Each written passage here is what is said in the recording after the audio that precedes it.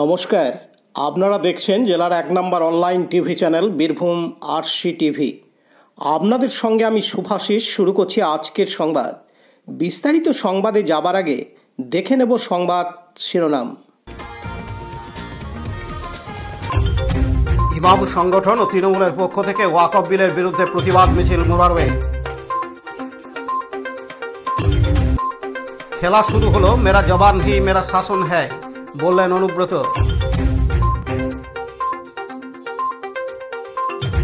চাকরি বাতিলের প্রতিবাদে পথে নামল জেলা বিজেপি সিউড়িতে।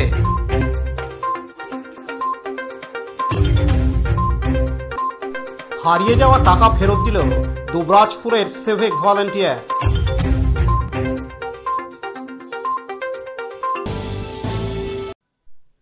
বীরভূম জেলার অন্তর্গত মুরারোই ১ নম্বর ব্লকের ইমাম সংগঠনের পক্ষ থেকে আজ বুধবার ৯ এপ্রিল বিরাট প্রতিবাদ মিছিল করা হয় মুরারোই বাজারে।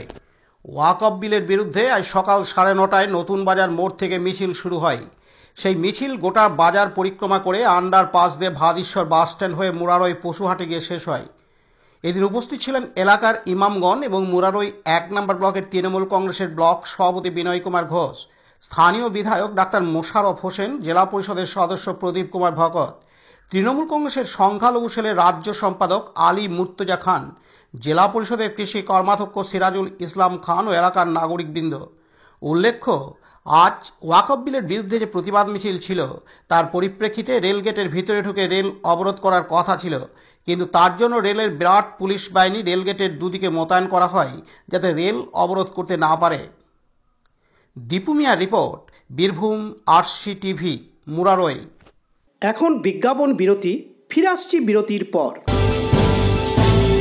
আরসি স্টাইল স্কুল ড্রেস এর বিপুল সম্ভার ও সামগ্রী একই ছাদের নিচে। এখানে যে কোনো স্কুল, কলেজ, বেসরকারি শিক্ষা প্রতিষ্ঠান, সিকিউরিটি গার্ড, কেটারিং এর ইউনিফর্মও তৈরি করা হয়। এখানে প্যান্ট, শার্ট, স্কার্ট, জুতো, মোজা, সোয়েটার, ব্লেজার, টুপি, বেল্ট, টাই, জলের বোতল, টিফিন বক্স ও অন্যান্য ইউনিফর্ম সেলাই ও সাপ্লাই করা হয়। এখানে নামি দামি কোম্পানির প্যান্ট, শার্ট, পাঞ্জাবি, পাজামার পিস ও থান কাপড় পাওয়া যায়, যেমন বিমল, রেমন্ডস, ডোনিয়ার, কেলভিন। এখানে গিফট আইটেম, আধুনিক ডিজাইনের কার্পেট, ডাইনিং কভার, পাপোশ, পর্দা ইত্যাদি পাওয়া যায়। বিশেষ প্রস্তাব, প্যান্ট, শার্ট, ব্লাউজ, চুড়িদার, সেলাই ও ফলস পার করা হয়। যোগাযোগ করুন 9883752306।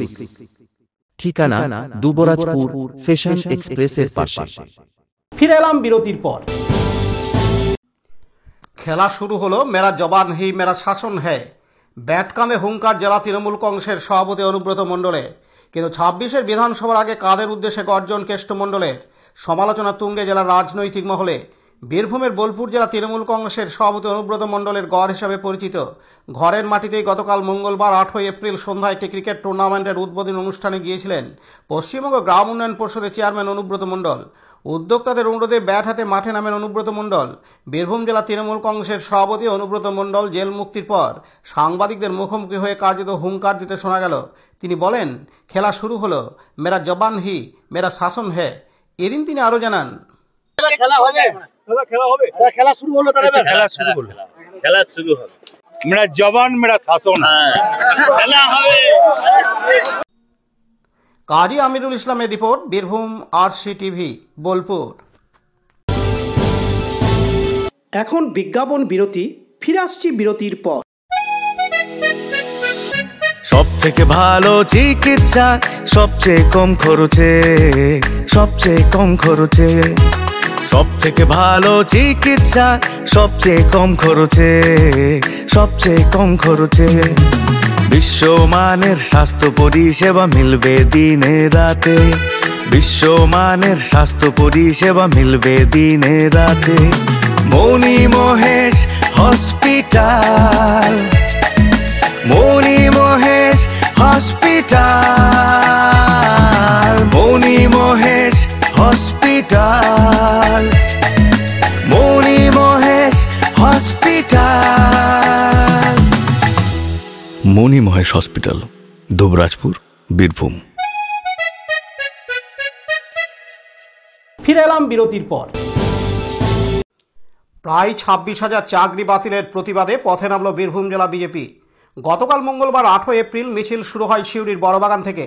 মিছিলে ছিলেন বিজেপির রাজ্য সাধারণ সম্পাদক জগন্নাথ চট্টোপাধ্যায় ও বিজেপির বীরভূম সাংগঠনিক জেলার সভাপতি ধ্রুব সাহা।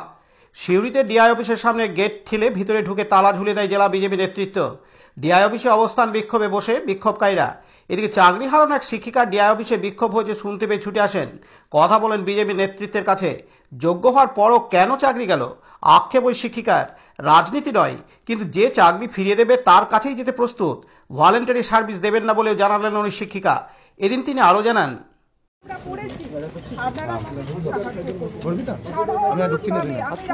আমাদেরকে রাজনীতি করবেন না যে আমরা একটা ইস্যু হয়েছি বা অস্ত্র হয়েছি যে এটাকে নিয়ে পালা বদল হবে, কি হবে জানি না।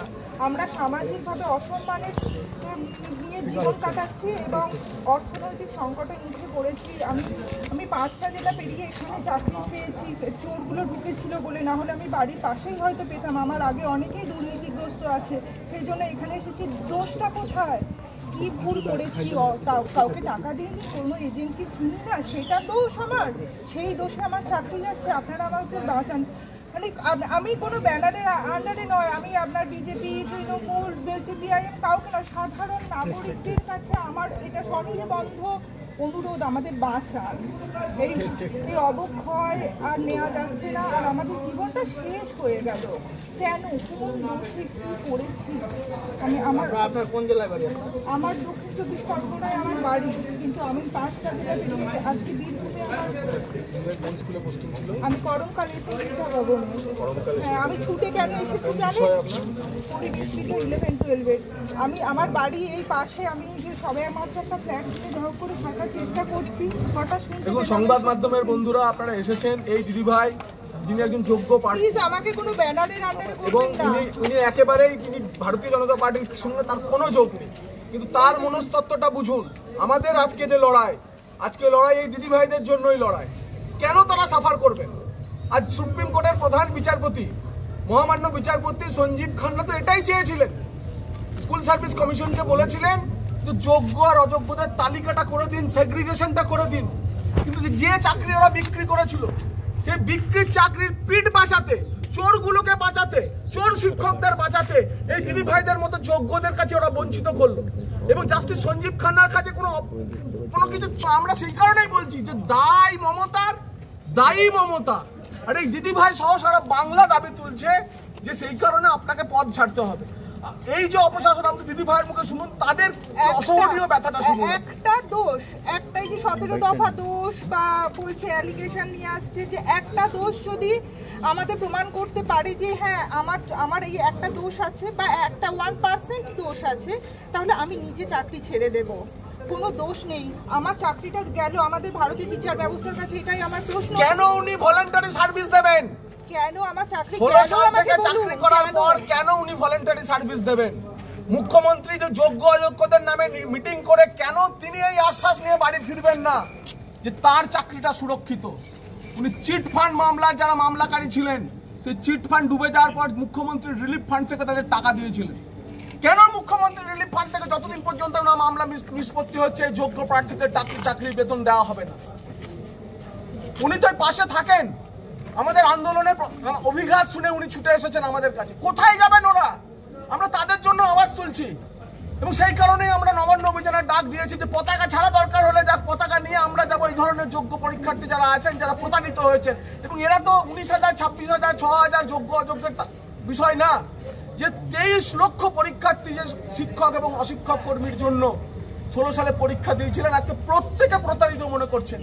প্রত্যেকে আশা প্রত্যাশা নিয়ে সেদিন গিয়েছিলেন এবং আমাদের প্রত্যেকের পরিবারে, আমার পরিবারেরও 2জনের চাকরি গেছে।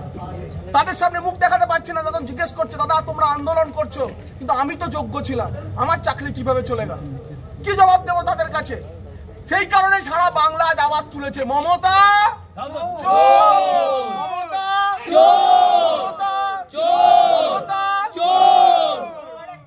আমাকে নিয়ে কিন্তু রাজনীতি করবেন না। আমি রাজনীতির লোক নয়, আমি সাধারণভাবে আপনাদের সবার কাছে যে করবে আমাদের জন্য আমি তার কাছে ছুটে যাব। পাশাপাশি তিনি বিজেপির বীরভূম সাংগঠনিক জেলার সভাপতি ধ্রুব সাহা বলেন, আমরা ডিআই অফিস চোরেদের কারখানা, চোরেদের স্টেশন বন্ধ করতে এসেছিলাম। ডিআই অফিসে তালা মেরে দিয়েছি। এই আমার হাতে চাবি। যতদিন পর্যন্ত আমার বাড়ির বোন, আমার বাড়ির ভাই, তাদের বুকের ভিতরটা দাউ দাউ করে জ্বলছে। কাঁদছে আমাদের ভবিষ্যৎ স্বপ্ন। আগামী দিনে যারা নতুন ভারত গড়বে, বাংলা থেকে যারা বিশ্বকে চোখ দেখাবে, যে গোপাল কৃষ্ণ গোখলে বলেছিলেন hot Bengal things today, India things tomorrow, সেই বাংলার পরিবর্তন ঘটিয়ে এই ভারতবর্ষকে চুরির রাস্তা যারা দেখাচ্ছে, তাদের যে অধিষ্ঠান এই ডিআই অফিস, এই ডিআই অফিসে তালা মারলাম। এই চাবি থাকলো বন্ধ, ডিআই অফিস চাবি নিলাম, চললাম। ততদিন আমাদের দৃষ্টিতে তালা বন্ধ থাকলো, যতদিন আমার ভাই বোনের স্বপ্ন ভাঙানো হয়েছে, সেই ভাঙা স্বপ্ন যতদিন জোর লাগছে, তাদের বিহিত ব্যবস্থা না হচ্ছে, এই চোরের কারখানা বন্ধ থাকবে। পার্থ দাসের report, Birbhum RC TV, Suri. এখন বিজ্ঞাপন বিরতি, ফিরে আসছি বিরতির পর।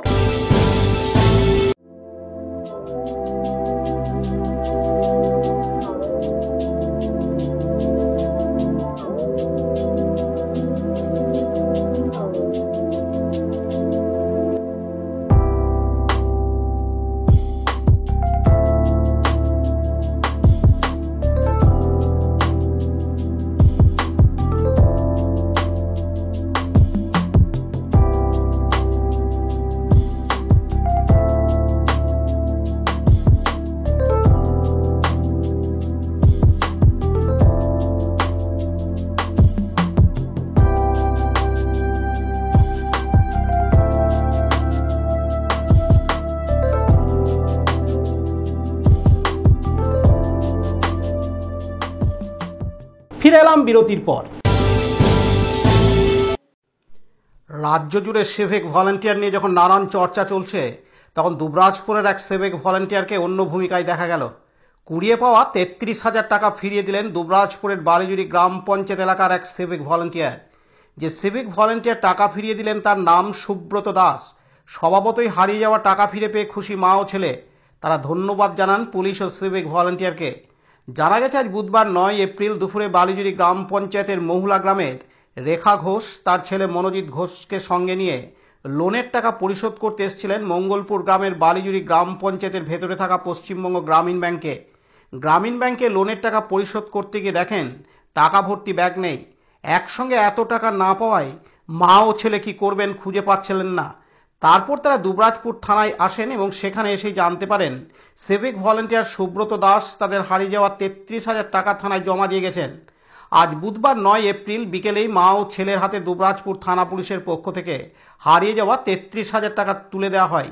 এদিন মা রেখা ঘোষ ও ছেলে মনোজিৎ ঘোষ জানান, ব্যাংকে গিয়েছিলাম, আমি টাকা জমা দিতে, লোন নিয়েছিলাম, লোনের টাকা জমা দিতে গিয়েছিলাম। তারপর আমার ছেলেকে আমি লাইনে দাঁড়াতে বলেছিলাম, তো আমার ছেলে লাইনে টাকা দাঁড়িয়েছিল। তারপর আমি যখন ব্যাগ থেকে টাকা বের করতে যাচ্ছি, তখন দেখি আমার ব্যাগে টাকাটা নেই। তারপর আমরা খোঁজাখুঁজি করলাম, খোঁজাখুঁজি করার পর যখন আমরা টাকাটা পাইনি, তখন আমরা এই থানায় এলাম। থানায় আসার পর ওই থানায় জানালাম, তো তারপর আমার থানা থেকে টাকাটা, আমি 50,000 টাকা লোন নিয়েছিলাম। 20,000 টাকা আমি পরিশোধ করেছি, আর আজকে 30,000 টাকা, 33,000 টাকা আমি জমা দেওয়ার জন্য নিয়ে গিয়েছিলাম। তারপর টাকা জমা দেওয়ার সময় আমার ছেলেকে লাইনে দাঁড়াতে বলেছিলাম, তো আমি তারপর ব্যাগ থেকে দেখছি টাকাটা নেই। তারপর ওইখানে আবার এখান থেকে আমরা এই থানাতে আসি, থানায় ডায়েরি করি। টাকাটাকে এখন ঠিক লাগছে, মানে আগে টেনশন লাগছিল প্রচণ্ড, টাকাটা পাওয়া যাচ্ছিল না। আপনার নামটা? রেখা ঘোষ। আমি মনোজিৎ ঘোষ। আমি আমার মাকে নিয়ে পশ্চিমবঙ্গ গ্রামীণ ব্যাংকে গেছিলাম। আজ কিছুদিন আগে 50,000 টাকা লোন নিয়েছিলাম ব্যাংক থেকে, তো 20,000 টাকা পরিশোধ করা হয়েছিল, 30,000 টাকা বাকি ছিল। আমি গেছিলাম, আমি ওখানে ছিলাম, তো 30,000 টাকা যে দিতে লাইনে দাঁড়িয়েছিলাম, মাকে টাকাটা খুঁজলাম, মা বলছে আমি টাকাটা খুঁজে পাচ্ছি না। তো আমি চলে এলাম দুবরাজপুর থানা, দুবরাজপুর স্যারকে বললাম সব। স্যারকে এসে আমি বললাম স্যারের কাছে টাকাটা পাওয়া গেছে, আমি টাকাটা পেয়ে খুব খুশি। আমি ধন্যবাদ জানাই দুবরাজপুর থানার সব স্যারকে এবং সিভিক ভলেন্টিয়ারকে। সিভিক ভলেন্টিয়ারের জন্য আমি টাকাটা পেলাম। খুবই ভালো লাগলো। সিভিক ভলেন্টিয়ার, অনেক টেনশনে ছিলাম, অনেকগুলো টাকা মানে পেয়ে খুব ভালো লাগছে। আপনার নামটা? Monojit Bose. Laltu Mukherjee report, Birbhum RC TV, Dubrajpur.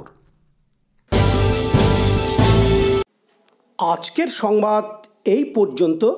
পরবর্তী সংবাদের জন্য চোখ রাখুন বীরভূম আরসি টিভির পর্দায়। নমস্কার।